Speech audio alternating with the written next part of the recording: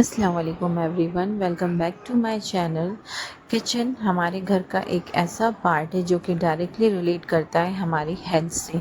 इसलिए किचन का NEET, clean और हाइजीन होना बहुत ज़्यादा ज़रूरी है। आज मैं आप लोग के साथ अपनी वो डेली हैबिट्स को शेयर करूँगी जिसे मैं फॉलो करती हूँ, जिससे कि मेरा किचन हमेशा ही नीट, क्लीन और वेल ऑर्गेनाइज्ड प्लस हाइजीनिक रहता है। तो चलिए आज का व्लॉग स्टार्ट करते हैं।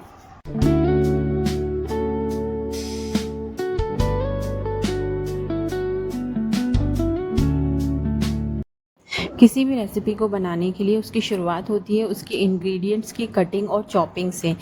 और कई लोगों की आदत होती है कि वो जो नाइफ़ या चॉपिंग बोर्ड यूज़ करते हैं उसे बिना वॉश करे वापस अपनी जगह पे रख देते हैं। तो टिप नंबर 1 यही है कि जब भी आप नाइफ़ का यूज़ करें उसे उसी टाइम धोकर अपनी प्लेस पर रखें, उसे बिना धोए ना रखें। ये बहुत ही अनहाइजीनिक और एक अनहेल्दी हैबिट है।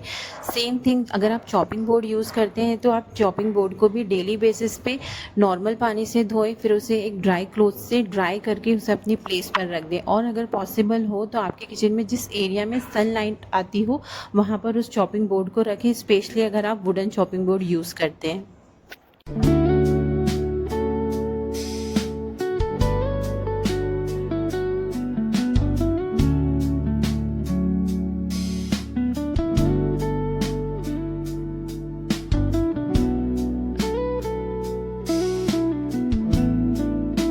नेक्स्ट काउंटर टॉप हमारे किचन का बहुत इंपॉर्टेंट पार्ट है जो कि बहुत ज़्यादा जल्दी मेसी हो जाता है।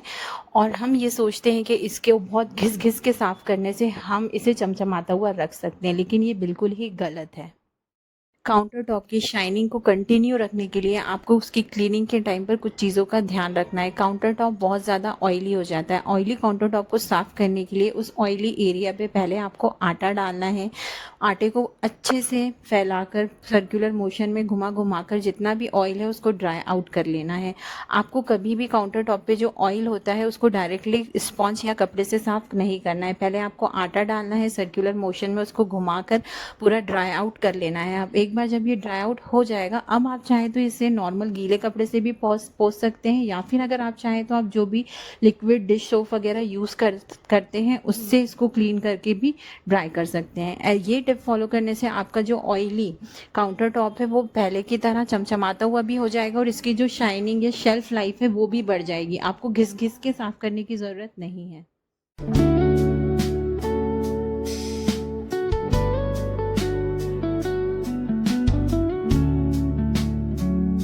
नेक्स्ट है use of hot pot stand.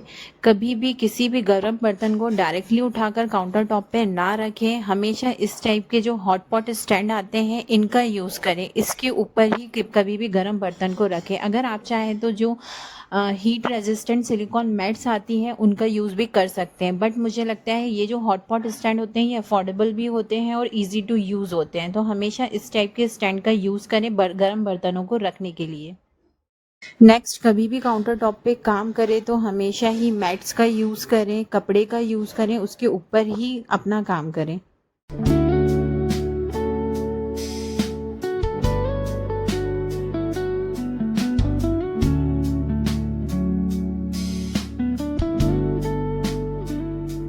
खाना पकाते टाइम आप जो भी चम्मच वगैरह का यूज़ करते हैं उसको कभी भी डायरेक्टली काउंटर टॉप पे ना रखें, और ना ही जो भी भगोना या जो भी बर्तन आप यूज़ कर रहे हैं उसके ऊपर जो आप ढकना ढकते हैं ना ही कभी उसके ऊपर रखें। हमेशा वो जो स्पून्स होते हैं उनको एक अलग से आप प्लेट लेके या तो उसमें रखें, या फिर यहाँ पर ये इस टाइप का जो स्पून रेस्ट होता है इसका भी यूज़ आप कर सकते हैं।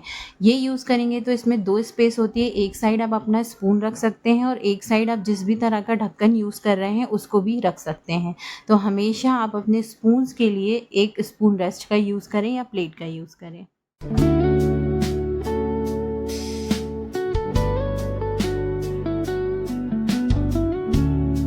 नेक्स्ट आ जाते हैं ये हमारे जो ग्राइंडिंग जार्स होते हैं, जो हमारी मिक्सर होती है, फूड प्रोसेसर होती है। जितना इन चीज़ों ने हमारे काम को आसान किया है ना, उतना ही अगर हम इसकी हाइजीन मेंटेन ना करें, इसकी क्लीनिंग प्रॉपर ना करें तो हमारा काम बढ़ भी जाता है। इसलिए जब भी आप इस टाइप के ग्राइंडर्स का यूज़ करें, ये जार्स का यूज़ करें, तो हम उसे अंदर से तो क्लीन कर ही देते हैं, लेकिन जो इसका पीछे का एरिया होता है ना, इसको भी प्रॉपरली क्लीन करें। जब भी जार यूज़ करें, इसको बैक साइड से भी ज़रूर क्लीन करें। अदरवाइज़ क्या होता है, ये कुछ टाइम के बाद ना ये जो एरिया होता है ये इतना ज़्यादा डर्टी हो जाता है कि इसे साफ़ करना बहुत ज़्यादा टफ टास्क बन जाता है। इसलिए हमेशा जब भी जार को क्लीन करें, इसके पीछे का एरिया भी क्लीन करें। मेरे जार में जो स्पंज है वो इजीली अंदर तक चला जाता है, तो मैं इसे अपने स्पंज से ही साफ़ कर लेती हूँ। बट अगर आपका जार ऐसा है जिसमें स्पेस नहीं है, तो आप जो टूथ ब्रशेज़ होते हैं या जो क्लीनिंग बारीक वाले पतले ब्रशेज़ आते हैं ना, आप उसका भी यूज़ कर सकते हैं इनको क्लीन करने के लिए। बट इसको क्लीन करना और इसकी हाइजीन मेंटेन करना बहुत ज़्यादा इम्पॉर्टेंट है।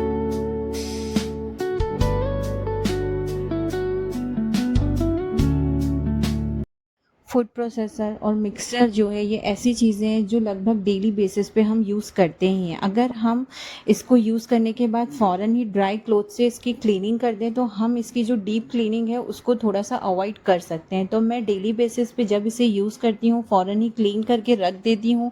और ये जो इसका ऊपर वाला एरिया है, यहाँ पे मैं जो किचन टॉवल होता है उसको रख देती हूँ और उसके ऊपर जार्स रखती हूँ। मैं कभी भी इस एरिया को खुला नहीं छोड़ती, हमेशा ही ढक के रखती हूँ।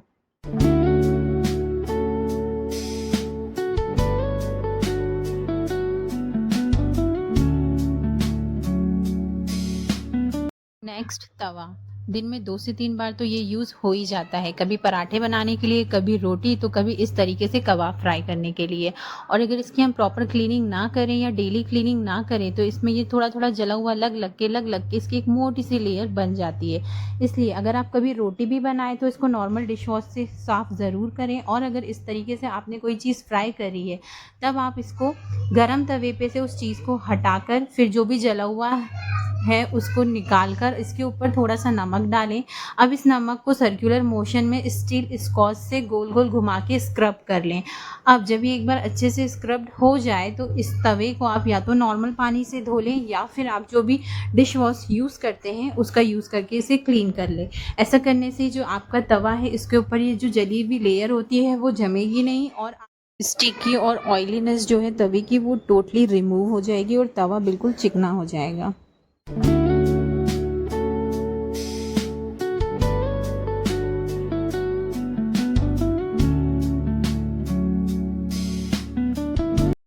नेक्स्ट, किचन के कंटेनर्स जब भी खाली हो, चाहे वो छोटे बड़े कैसे भी कंटेनर हो, जैसे ही वो खाली हो उसको उसी वक्त वॉश करके रख दें। ऐसा करने से आपके जो कंटेनर्स हैं वो हमेशा क्लीन दिखेंगे, और क्लीन कंटेनर्स से आपका किचन भी हमेशा क्लीन दिखता है। इसलिए कंटेनर्स को फ़ौरन धोएं, उसे बाद के लिए ना छोड़ें।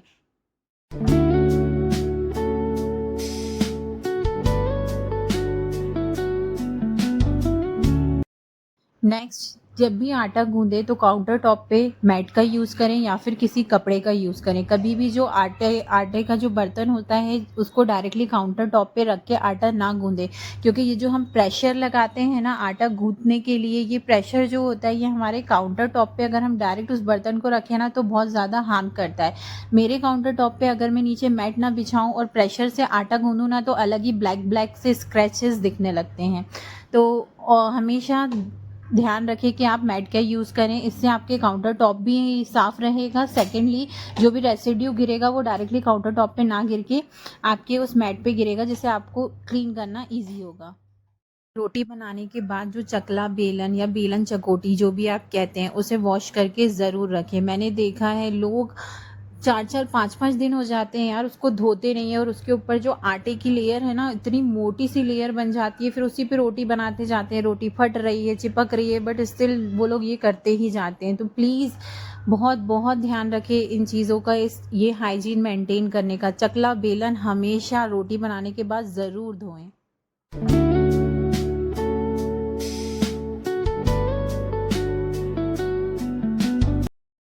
नेक्स्ट, जब भी आप लंच और डिनर के बर्तन धोएं, specially at the time of dinner, आप बर्तन धोने के बाद अपने सिंक को ज़रूर क्लीन करें।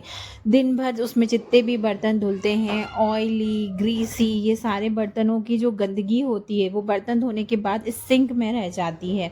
इसलिए हमेशा नाइट के टाइम पे अपने सिंक को क्लीन ज़रूर करें। सिंक एरिया में हमेशा एक छोटा वाइपर रखें। काउंटर टॉप पे या सिंक एरिया के आसपास बर्तन धोने के बाद जो भी पानी आ जाता है उसको उससे वाइप आउट कर लें। कई बार काउंटर टॉप पे पानी के ही दाग आ जाते हैं, इसलिए हमेशा एक छोटा वाइपर रखें अपने किचन में।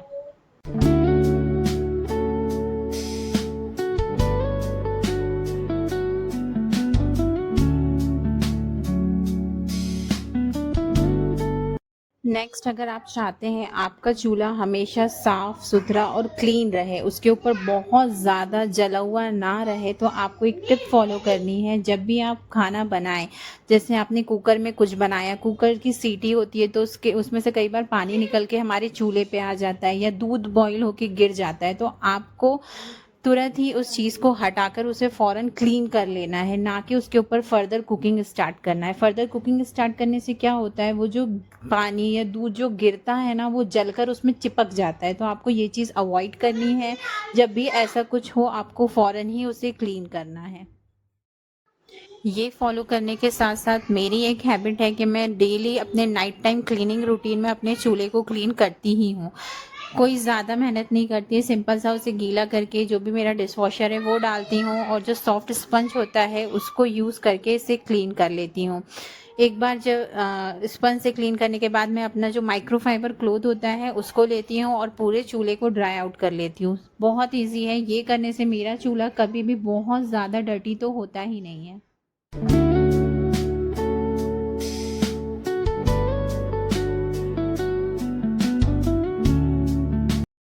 कभी भी पहले चूल्हा साफ करें, बाद में उसके नीचे से काउंटर टॉप भी ज़रूर साफ करें। मैंने देखा है कई लोगों की आदत होती है ऊपर से तो साफ कर देते हैं, लेकिन चूल्हे के नीचे बरसों पुरानी चाय जमी हुई रहती है, दूध जमा रहता है, ऑयल इकट्ठा हुआ रहता है। तो ये चीज़ों को अवॉइड करें। जब भी चूल्हा साफ करें ऊपर से, तो अपने चूल्हे के नीचे वाला जो एरिया है उसको भी ज़रूर साफ करें। काउंटर टॉप पे जो भी सामान रखे उसके लिए हमेशा एक ऑर्गेनाइज़र यूज़ करें। जैसे मैंने यहाँ पे अपने ऑयल यूनिट जो है उसके लिए नीचे एक ऐसे ट्रे जैसा यूज़ करा है। उसके बाद ये जो चाय पत्ती शक्कर का है उसके लिए ये स्टैंड यूज़ करा है। इस टाइप के स्टैंड को यूज़ करने से होता क्या है, हमारे लिए क्लीनिंग बहुत ईजी हो जाती है। बस इन स्टैंड्स को हटाओ और नीचे से क्लीन कर दो। साथ ही में अगर आपको इस टाइप के जो स्टैंड होते हैं उसके जो मतलब उसकी जो बनावट होती है उसको वॉश करने में प्रॉब्लम आती है, तो आप इस तरीके से, जैसे मैंने यहाँ पे लाइनर यूज़ किया है वॉलपेपर का, कार्डबोर्ड के ऊपर चिपका के, आप ऐसा यूज़ कर सकते हैं। या आप नॉर्मल जो पेपर्स आते हैं उनका भी यूज़ कर सकते हैं। नेक्स्ट, चूल्हे के साइड में जो भी कंटेनर रखे हुए हैं, चाहे चाय पत्ती के हों, शक्कर के हों या फिर ऑयल कंटेनर्स हों, उनको डेली बेसिस पे आप ड्राई क्लीन ज़रूर किया करें। कोई भी कपड़ा लेकर उसे वाइप आउट कर दिया करें डेली बेसिस पे। At the end of the day अपने सिंक में कुनकुना पानी ज़रूर डालें। मैं लास्ट में जो स्पॉन्ज होता है उसी के ऊपर से गर्म पानी डाल देती हूँ और स्पॉन्ज को पूरे तरीके से निचोड़ के उसकी प्लेस पे रख देती हूँ। किचन में बर्तन धोने के लिए जो स्पंज आप यूज़ करते हैं, सफाई के लिए जो कपड़ा यूज़ करते हैं, रोटी सेकने के लिए जो कपड़ा यूज़ करते हैं, रोटी रखने के लिए जो कपड़ा यूज़ करते हैं, इन सब को हमेशा ही गर्म पानी से धोएं और इसे टाइम टू टाइम चेंज ज़रूर करें।